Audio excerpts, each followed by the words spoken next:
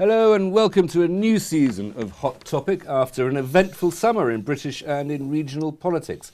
For this first programme in the new season, I'm delighted to say I'm joined by Dr. Ian Kelly, Chief Executive of the Hull and Humber Chamber of Commerce. Ian, welcome. Thank you very much for coming in. Pleasure.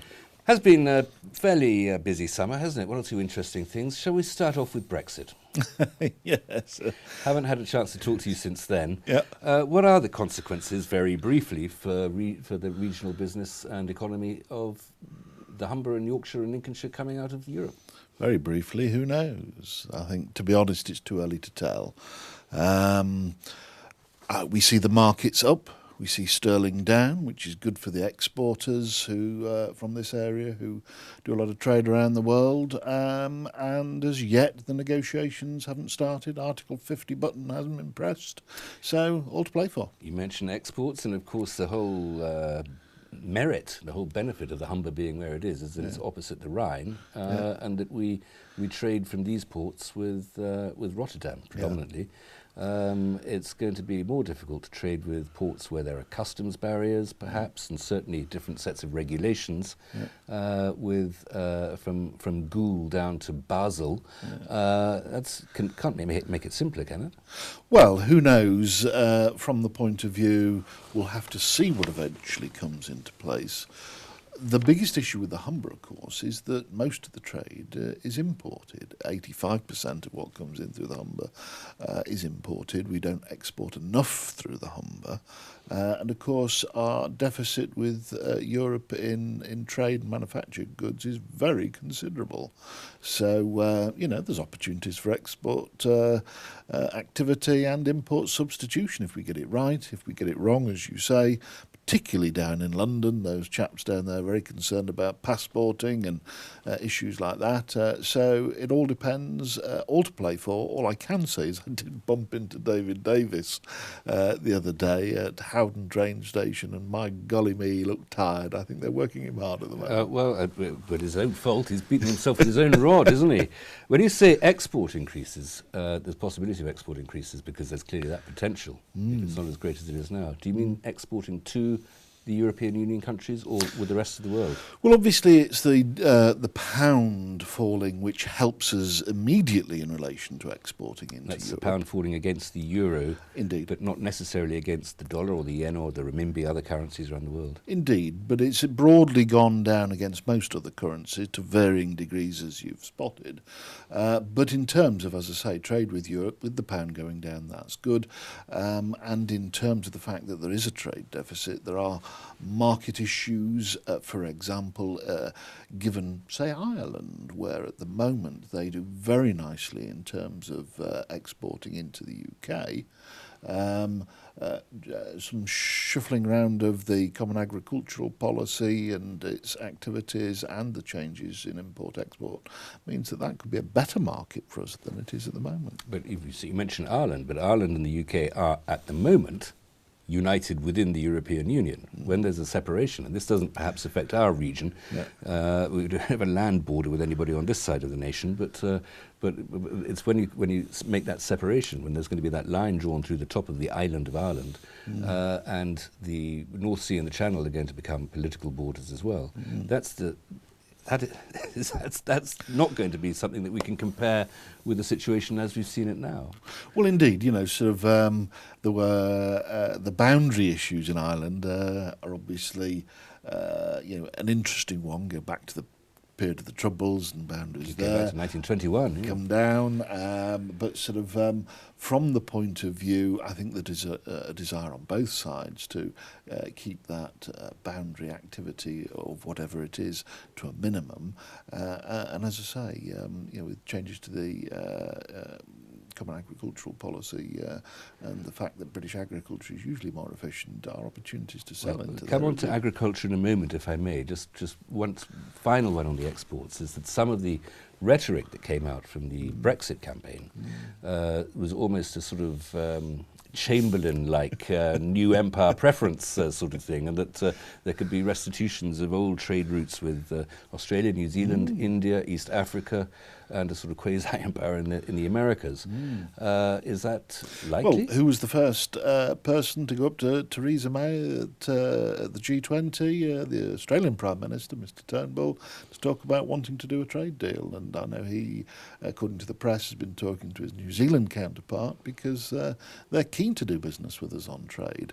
You know, there are lots of parts of the Commonwealth in particular where there are opportunities. It'll never be the same as it was under empire, but I think there has often been talk about how the Commonwealth, on a different type of relationship from the past, could be a powerful trading force in its own way. You mentioned agriculture a moment ago, and you mentioned New Zealand. Of course, their economy went wrong very badly when Britain entered the European Union in the 1970s because they could no longer export to butter, especially to us, and their agriculture went wrong.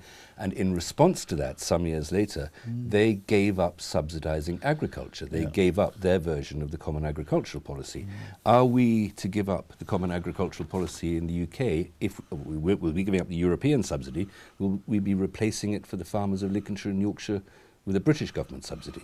Well, I'm sure the farmers of Lincolnshire and Yorkshire will be wanting a new regime that helps them in terms of trade opportunities and in terms of perhaps import substitution, where they feel at the moment that they aren't as well provided for or are left. Not well provided for. Farmers, They're paid for leaving field empty. They're paid for not working. They own assets of massive value that create no revenue, and for that they are subsidised by taxes taken from everybody else. So I wonder how much are they going to be complaining. Wouldn't disagree with that, but what I was going to finish off by saying was that compared to others in Europe, such as France, and so from that point of view, I think your commonly held view in Britain, fair or not, is that British agriculture is more efficient and less subsidised for the production of food than other parts of Europe, and therefore has an opportunity to fill in by import substitution some of those activities and perhaps export more too. So that would be trying to prevent Italian and French agricultural goods coming to this country when the British farmers could provide those goods themselves. Things like, as you say, milk, bacon, for other meat products. Not cheese and wine, though, from Denmark and Ireland. And well, it depends. I think for the wine we should go back to Australia and New Zealand. Some very nice. I won't argue with you on that one. Just a couple more points on the withdrawal from Europe. You must be more aware of this than most, and more sensitive to this than most. We talked about big exporters, big importers, agriculture, but what about the small to medium-sized enterprises in Hull and the Humber? How is it going to affect those sort of 1, 5, 25-person operations?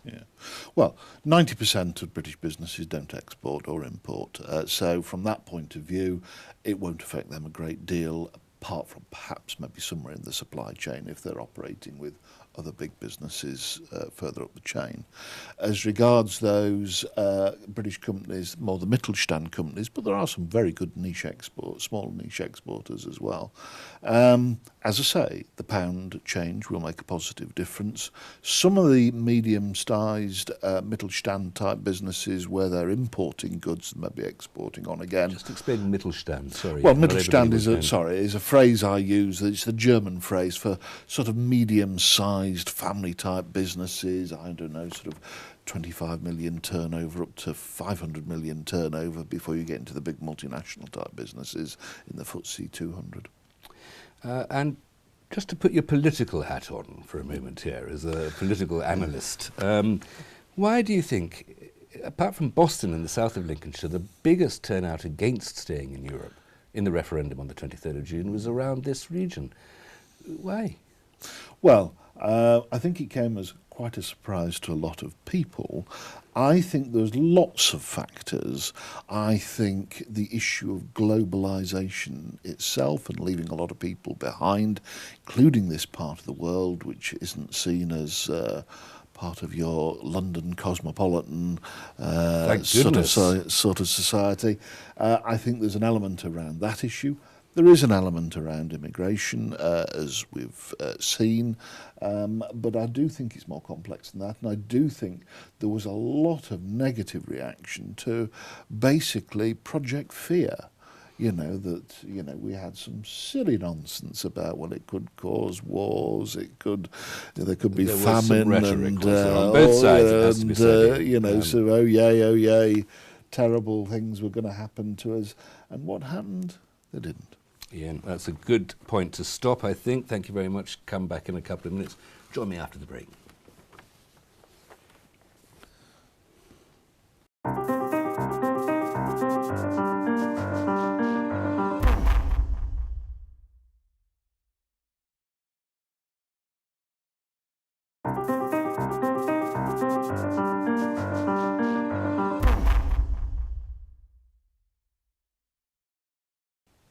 Welcome back to the second half of Hot Topic. I'm still talking to Dr. Ian Kelly, Chief Executive of the Hull and Humber Chamber of Commerce.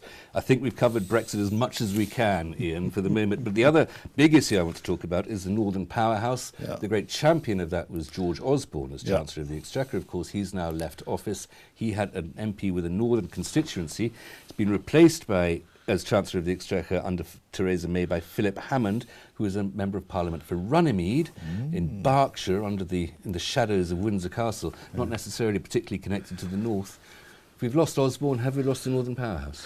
Well, I take issue with you there about Mr. Hammond. He came up to see us at the Chamber 7 years ago as Shadow Chief Secretary to the Treasury and said, if there's something we can do for you in government, what would it be? So he said, Humber Bridge tolls.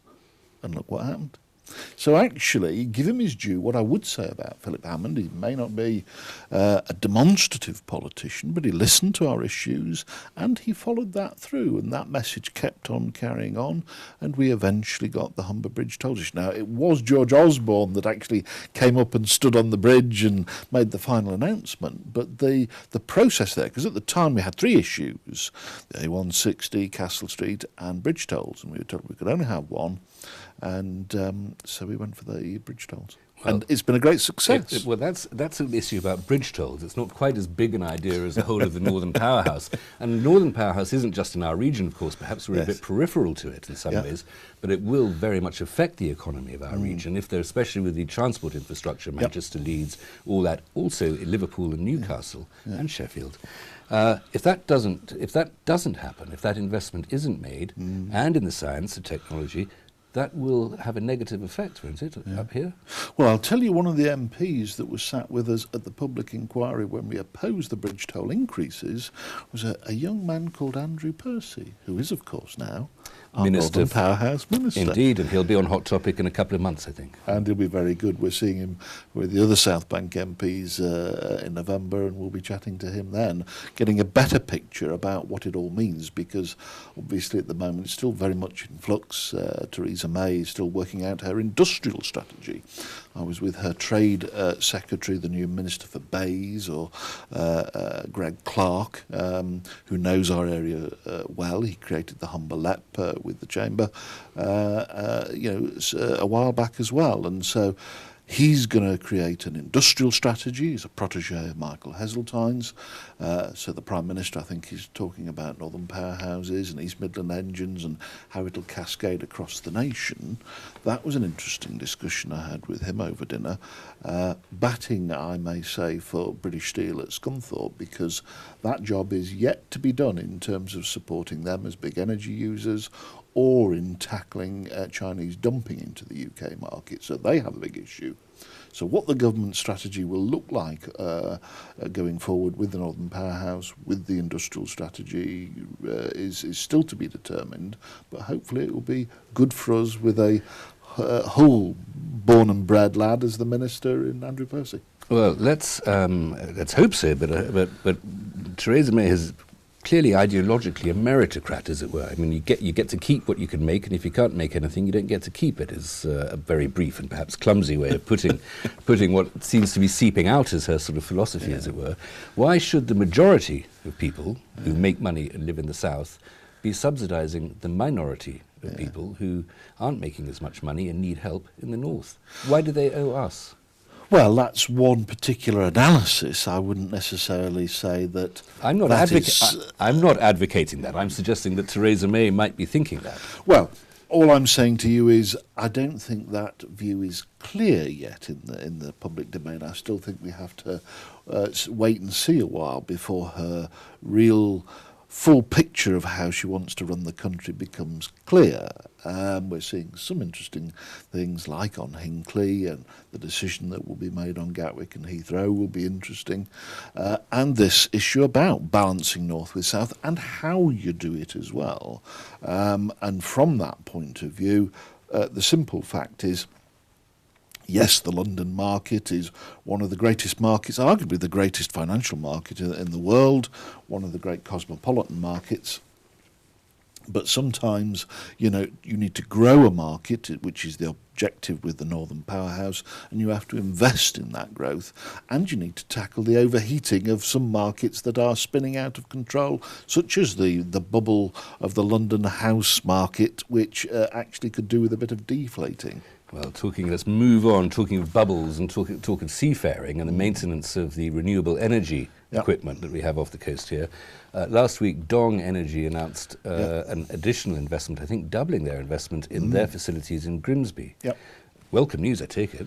Absolutely. Sort of Brent Cheshire, sorry to say this again, was at our Chamber Northern Lincolnshire Business Awards here at the Grimsby Auditorium a few months back, and was very impressed by all the excellent businesses that were winning awards here. Obviously, he's now what we dub the $6 billion man in terms of the investment that Dong are making. I imagine that's quite a well-rounded figure, is it? It's certainly a big figure. In terms of offshore... What's that in Danish kroner? Now you have me there. I just want to say of course it's an enormous amount of money, wonderful investment, but it's quite a small number of jobs. In a town, Grimsby has, about 90,000 people. It creates another couple of hundred extra jobs. Is that going to have much of an impact, just that comparatively small number of It's early days. There is some talk about whether the offshore revolution will be as substantive in terms of businesses in the cluster around here. I know Chris Haskins has been expressing concern. He's the chairman of the LEP. Indeed. Former Northern Foods chap. And there is that, but a lot of what Dong are obviously doing is about capital expenditure and then businesses in their supply chain, like Siemens, who will build the turbines in Hull, creating 1,000 jobs. What is mostly here in Grimsby at the moment is the maintenance of that, and so the boats will be coming out of the docks and going out to them, and there will be other bits, but it's at the top end of the capital chain that Dong will be spending most of their money. I think. And that capital chain will basically be being spent in this country rather than on the other side of the North Sea.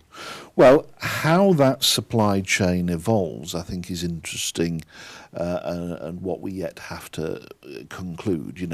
What we're already finding with wind, as with solar, is that they are expanding more rapidly than people anticipated, and that's one of the options with Hinckley, of course, was to actually not build it because it's going to be extremely expensive when eventually it is built, in terms of the tariff that we're all going to have to pay, 20 quid each of us on our bills to pay for this nuclear power. And the transformation in solar and the acceleration of wind power means that the coming industries, they're already taking up a quarter of our energy requirements, and they have the opportunity to grow, and their subsidy costs come down, and that's all in the mix of how many jobs there are in the supply chain and where they go. Are we in danger of being reliant on one industry, as once these ports on the Humber were on fishing? Are we in danger of relying on one industry and vulnerable? Well, if you look at the chemicals industry still, obviously a mature industry, but you're talking there of a £6 billion industry around the Humber that's still strong. You look at Grimsby and indeed Hull as food producers. You have Young's, Seachill. You have on the North Bank Cranswick's busting and growing at a furious rate. There are still many excellent food, chemicals, and indeed logistics businesses as well as offshore. Ian, I must ask before we finish about the City of Culture in Hull and the economic consequences of that. Yeah. Hopefully it'll bring in more money than it's cost. Well, the good news is that a lot of the money that is going to pay for what's going to happen is coming in from elsewhere. I think sort of having got the status of UK City of Culture, Martin Green and his team have been rattling the tin in London and all those artistic places where you find bits of cash.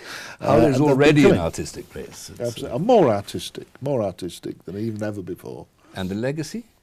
Well, that is another key factor. In the Chamber, we're looking to set up something to provide a legacy for young people in the arts.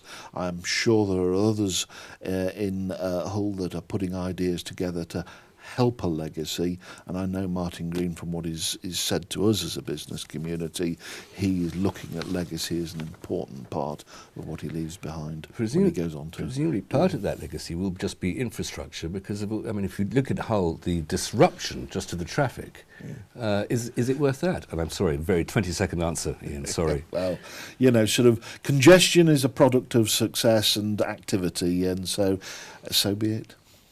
Ian, thank you very much. As ever, succinct, accurate, elegant and concise. Ian Kelly, thank you very much. Please join me again next week for another Hot Topic.